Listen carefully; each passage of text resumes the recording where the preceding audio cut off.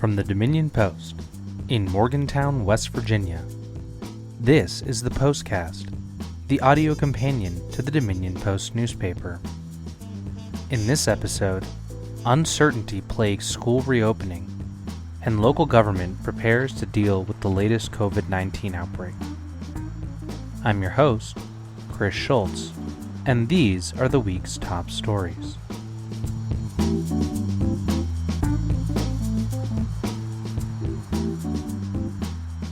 With just over 7 weeks before West Virginia schools are set to reopen, each day seems to bring more questions than answers. As the clock counts down, local school leaders must juggle setting a plan in motion even as guidance from state leadership changes. I'm joined now by Dominion Post regional editor Kathy Plum. Kathy, off-air, we are trying to wrap our heads around this ever-developing situation in regards to the local schools statewide and even countrywide. I had Jim Bissett, another reporter from the Dominion Post, on the show last week to discuss the very sudden announcement from the governor's office that all schools would not be starting until September 8th. Can you tell us right now, on the Preston County side of things, have there been any updates to the back-to-school plan? The Preston County Schools have submitted a new school calendar to the state that would follow the dates laid out by the governor. They haven't had that approved yet, as far as I know.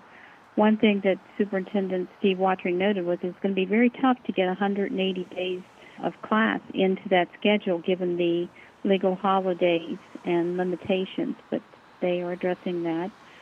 And they're also looking very carefully at the guidance handed down by the state, which is called the West Virginia Schools Reentry Toolkit, and addresses everything from how many people can be in the lunchroom to face coverings and how to sanitize schools.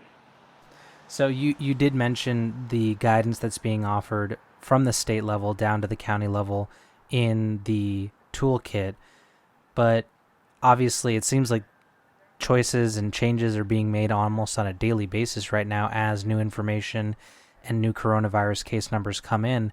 What do we know concretely about the plan to start school, be it remotely or in person?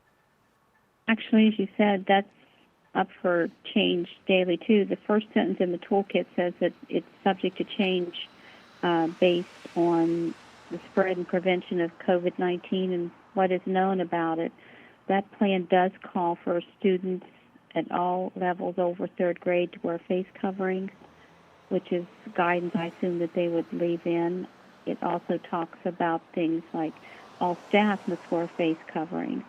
But pretty much everything in this guidance is subject to change because we truly don't know that much about the virus and what will happen if you put, for instance, 4,000 students, 700 staff members into Preston County schools.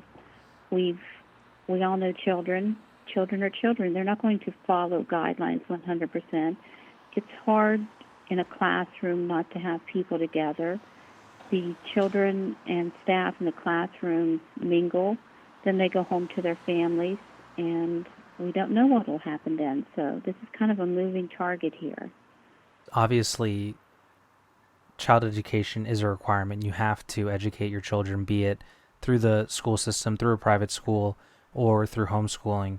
Is there an option for parents who don't feel comfortable sending their kids back in case that in-person instruction does return on September 8th?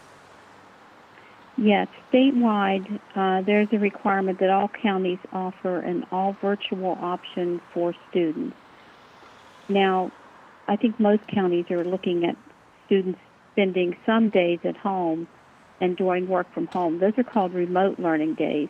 Virtual learning would be 100% online at home, and it would be primarily overseen by the parents.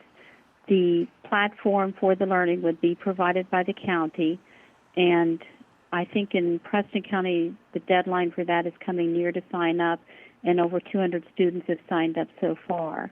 If students don't do well with it, if the situation changes, parents can opt out of it at the beginning of the second semester, which is in January, I believe. I got to tell you, Kathy, as a former educator myself, albeit I did a short stint, the idea of planning to do both in-person and remote learning simultaneously seems like a very overwhelming ask for educators. But on the end of leadership, we talk about if and when and all of these maybes. We're about a month and a half out at this point from that September 8th start date. What are you hearing from leadership about the likelihood that that start date will be in person? I have not heard statewide anything, but I know in Preston County, Superintendent of Schools Steve Watring has gone on the record saying he does not believe that we will start school in person. He believes it will be an all-virtual start. He bases that on the fact that he thinks after Labor Day falls before the September 8th start date, he expects to see a surge in coronavirus cases that causes the state to say students should stay home. Well, obviously this is of concern to many, many people in the area, and as we said at the start, it seems like this information is constantly changing, so Kathy, I'm sure we'll be speaking to you again soon to get another update. I want to thank you so much for taking the time to be on the show and talk with me about this. Thank you so much. Thank you.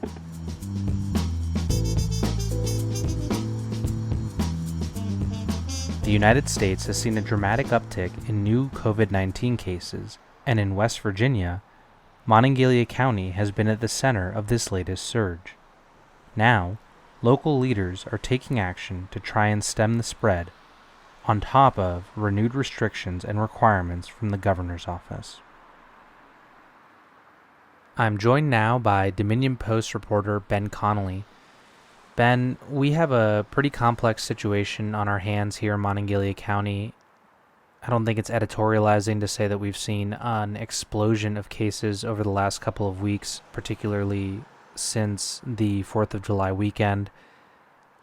And before we get into what you've been writing about, which is the local government response to this outbreak, I'd like to ask you if you could just give us a little bit of context as to how many cases we're actually seeing at this moment in Monongalia County. Well, as of this morning, from Dr. Smith of the Monongalia County Health Department, Monongalia County has seen 627 cases since March. 400 of those cases are active.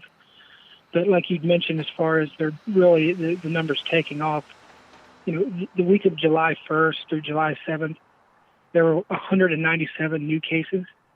The following week, the 8th through the 14th, there were 231 more new cases. And, what Dr. Smith said just this morning is that, we know that what's pushing those numbers are the return of students. He said they know for a fact that at least 200 of the 400 active cases are WVU students. They know that at least 75% of the new cases since the beginning of July are between the ages of 18 and 29. So, what we're really seeing is West Virginia overall is kind of on the uptick as far as COVID numbers, but Monongalia County is really dragging that number upward. I think this county alone has a very substantial percentage of the overall state's positive cases right now. Okay, so we obviously know that this is a very serious situation localized here within the Monongalia County community, and probably more so than anywhere else in the county here in Morgantown, where you and I are based, as well as the Dominion Post. But Ben, before we get to the local response, can you tell us a little bit about what the state response has been at the level of Governor Justice and his administration? Well, you've seen, since this has taken off in March and moving on since then, there have been a number of steps. Restaurants, non-essential businesses were shut down. They've since been reopened. But as you've seen the numbers kind of creep back up again, and especially explode here in Mon County, you saw him take the step earlier this week to shut down bars, specifically in Mon County, for 10 days. At that same press conference, he said that statewide he was going to limit, social gatherings to 25 people. I think it was a week or 2 weeks before that he put a statewide mask mandate in place. So, there have been a number of steps taken along the way. I think like local government at every level, the state government is also attempting to react as quickly as possible to what is constantly changing.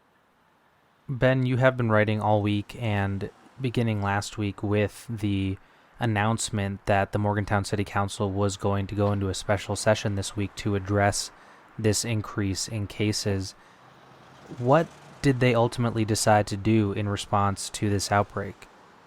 Well, Morgantown City Council met early Tuesday morning, and what came out of that was an emergency ordinance that primarily, the main takeaway was it put in place a mask mandate echoing the statewide mask mandate, but going a step further and implementing fines. It's a misdemeanor now to be in public without a mask on if you're over the age of 9 and you're not actively eating or drinking. There was another component of that was business focused, but the main thing that came out of that was Morgantown was kind of the first city to take the step to put penalties in place for not wearing a mask in public. The state mask mandate, there were a couple loopholes. One, if you were indoors in public but you were still able to social distance, you didn't have to wear a mask. That's not included in the city's ordinance. If you're in public inside, you have to have a mask on. Two, there was some issue where the state put the mask mandate out, but the governor said publicly that he didn't really want to put actual defined enforcement measures in place. And so I think City Council was kind of getting buried in emails and phone calls from folks who are concerned about being out at the grocery store or wherever, and just seeing a large number of folks who were out in public without a mask on. So obviously there was a very high volume of calls, as you mentioned, before the local ordinance went into place. We are just at the time of this recording, maybe 36 hours, 48 hours maximum out from the actual activation of that new local Morgantown City Council ordinance. What has been the response from the public? Are the local police being inundated by calls about noncompliance? That was a concern. I spoke to interim police chief Eric Powell probably 12 hours after it went into effect at midnight Tuesday night. I spoke to him at like 5 p.m. on Wednesday. He'd said that they'd yet to receive a call or a complaint. They'd not issued any citations. He admitted that he went into the day somewhat concerned that they would be flooded with calls, but that hadn't been the case. And, just hearing Mayor Ron Delaney speak this morning, he said he was out at a local grocery store and he didn't see anyone out without a mask. So it looks like it has taken hold and folks are paying attention to it. Well, that's certainly reassuring to hear. We definitely didn't want the police to need to step in here. But what about on the county level? We have the county commission. Have they taken any steps to make these mandates or make these requirements any more robust at the county level? The county is a bit of a different animal because they're obviously an entity of the state, and the county has made a number of requests going back to the beginning of May, asking the governor to let Montague County mandate masks, let them put enforcement in place, and that really hasn't came to fruition. What you saw on Monday morning, there was a meeting of the county, all the local health officers, elected officials from all the municipalities, and two things came out of that. One, they sent a request to Governor Justice asking that he put out an executive order requiring businesses to make customers wear masks. So the penalties can kind of go two ways there. One, if you're a business that's openly flaunting the mask ordinance, you could be held liable or you could be held accountable. And also, if you're an individual who's been asked to leave a business because you're not wearing a mask and you refuse, then you can also be held accountable under like trespassing laws. The governor has not acted on that. I've not heard any updates on whether he intends to act on that. But the second part of that was an emergency ordinance put out by the Mon County Health Department that also went into effect at midnight on Tuesday. And what that does is kind of sets up a tiered process for businesses that are deemed to be outbreak sites, meaning if you've got 3 or more positive sites that can be traced back to one business in a fairly short amount of time, it would set in motion a series of events. So like after 3 positive cases, you'd have to close for 24 hours at least, do a deep clean, and then have the health department come in and inspect. After that, if there are 3 more cases, you'd be shut down for 14 days. The cleaning would again be required, and the health department inspection would be required before you could reopen. And then beyond that step, if there are an additional 3 more, then you would just be closed by the health department until the numbers are back under control in the county, and the county health officer, Lee Smith, deems it safe for you to reopen. You know, the business aspect of this whole thing has been somewhat touchy because, you know, you have folks who are trying to adhere to the different rules and mandates that are put out. I think everybody now is at 50% capacity max. You know, and just earlier this week, in fact, yesterday, what we heard from a number of businesses was they're scared to death that the numbers, you know, are bound to rise once more WVU students get back into town. And their fear is once that happens, then the governor's going to turn around and shut down all business in Montague County at least. Yeah, that was, I mean, you kind of preempted my next question there, which was obviously everybody, I can't think of anyone who would be against an ordinance or a rule that ensures public safety and helps us get to a place where things are back to normal, relatively speaking, and businesses can go about, well, for lack of a better term, their business without worrying about their role in spreading this virus. Right. But as you mentioned there, it's been a bit of a sensation of whiplash with the amount of changes that come out, it's seemingly every week at this point, about what is and isn't permissible. Have you heard anything else from local businesses about this ever-changing landscape of rules and regulations? Well, I think that they just feel like they're kind of being left in the dark, and I think they feel like there's kind of shifting. I don't think they feel like they're on the same footing as all the local entities. For example, you know, the bars are currently shut down by executive order of the governor. We know that the cases are being driven upward by primarily young folks, and yet they're saying you've shut us down, but WVU is moving forward with bringing tens of thousands of students into town, you know, within the next month or so, and which is why they're scared to death that that's going to result in more long-term shutdowns, which a lot of them, you know, they told the commission yesterday, you know, we won't survive it. I think also the businesses feel like there's a double standard in that you're going to close a bar down, but say you can go to a chain restaurant and sit at a table and drink, just the same as you could sit at a bar and drink. So they just feel like they don't really know where they stand, and they kind of feel like they've kind of been left out and went a little bit as far as why would WVU be able to bring all these kids in if it's such an emergency that they have to close their business? Well, there are certainly plenty of questions left that need to be answered, and as it has been since March, this is a continually developing situation. And Ben, I want to thank you for taking the time to not only do the level of reporting that you've done in this past week, but also to take the time to come on the show and explain it to us. Thank you so much. Yep, glad to do it. Thank you.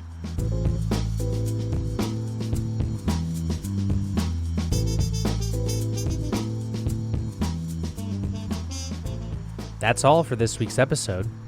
The links to all the stories we discuss are also in the description of this episode on your podcasting app. If you haven't already, subscribe to make sure you don't miss a single episode. We would also really appreciate it if you would take the time to rate and review us. Nobody's exactly sure why, but a rate and a review combo really goes a long way to boost the show. Be sure to check out our sports podcast, Best of 7. Andrew and Sean are now putting out new episodes every week. You can also check out our local history podcast, All About History, an all-new episode, all about a special visit to Morgantown 100 years ago, will be out in just a few days. We want to hear from you. Do you like the show? Do you hate the sound of my voice? Is it too loud? Is it too quiet? Let me know. Email podcast@dominionpost.com, or you can reach out on any of the Dominion Post social media. We're Dominion Post WV on Twitter, Dominion Post _WV on Instagram, or go to our Facebook page, facebook.com/Dominion Post WV. Tweet directly at me if you like. I'm at Schultz Reports on Twitter. That's SCHULZ. Thank you so much for listening, and I'll see you back here next week. Wash them hands.